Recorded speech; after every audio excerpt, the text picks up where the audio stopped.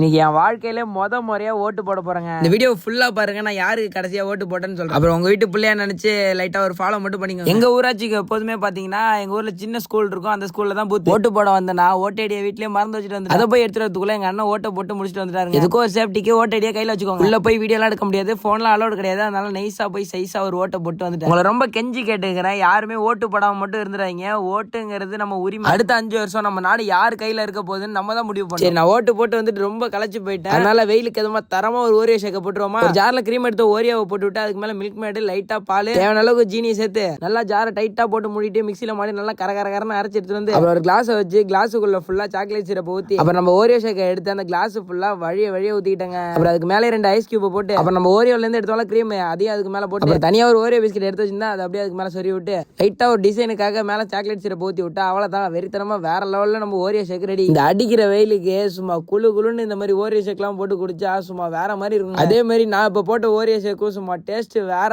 மாதிரி இருந்துச்சு. வெய்ய காலத்துல இதை கண்டிப்பா ட்ரை பண்ணி பாருங்க. எதனால சொல்றேன்னா இதோட டேஸ்ட் வேற மாதிரி.